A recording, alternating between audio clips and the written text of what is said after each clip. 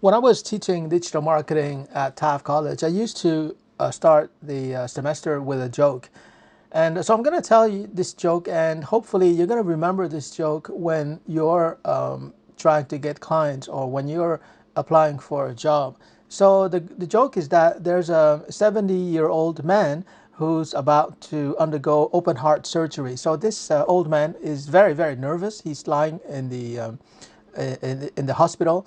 And so the doctor gets into the operating room, and the old man grabs the doctor by the hand and he says, Doctor, I'm so nervous. This is my first operation. And the young doctor looks at him and says, Sir, I know exactly how you feel because this is my first operation too. So the joke is that, uh, you know, nobody wants to be somebody's first operation, right? So what you should do when you're applying for a job is you want to make the employer or you want to make the prospect feel that this is not the first time you're doing this job. You know, you've done it over and over and over again in the past few years, and you have so much experience doing exactly this. And so, and if you don't have the experience, then you should get busy doing only what you're supposed to do. So if you're a website designer, you should get as many contracts as possible, even at a very low fee. But your priority is not to make money. Your priority is really to get as much experience doing the same thing over and over and over again. And that's how you're going to instantly gain the confidence and the trust of prospects and potential employers. What's interesting about this joke is that the young doctor doesn't realize that he's not being very empathetic. You know, he is talking about his first time operation, but he doesn't really consider the old man's point of view.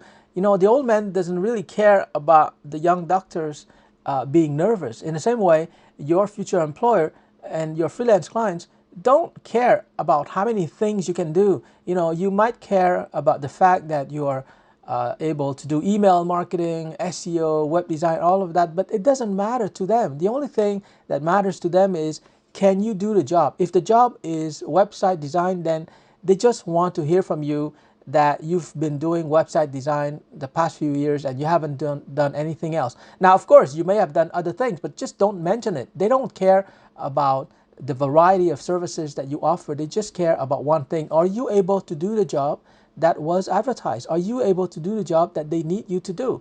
If it's email marketing, then just talk about email marketing. They don't want to see anything on your LinkedIn profile or in your cover letter or on your resume. You should only be writing about and talking about email marketing if that's the job. And this is very hard for people to understand because, and I tell this in my marketing and sales courses, the hardest thing for people, entrepreneurs and job seekers, is to mature to a point where you're getting out of your own skin and you're putting yourself in the head, in the skin, in the shoes of the employer. The employer feels enormous risk in hiring you because it's like the old man. The employer feels that this is the first time that they're going to hire somebody like you, and therefore they are totally at risk. So the only thing they want to hear from you and the only thing they want to see from you in person or on a video is you doing the job. So imagine if the old man had, watched the young doctor do dozens and dozens of open heart surgeries. The old man would be so much more secure. He would feel so much more relaxed. So in the same way, you have to feel that, you have to understand that the employer and the potential clients are really, really nervous when they're considering hiring you, right? And you want to ease and appease their emotional turmoil, because emotionally they feel at risk, they feel exposed, and therefore all the information that you send to them should be factual information.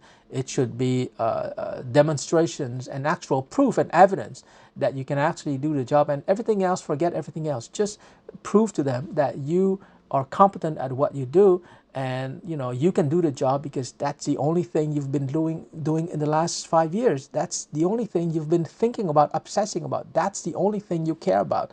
And if you're able to transfer that level of conviction, if you're able to persuade them that this is what you were born to do, this is the only thing you're interested in life, then they have no choice but to give you the job.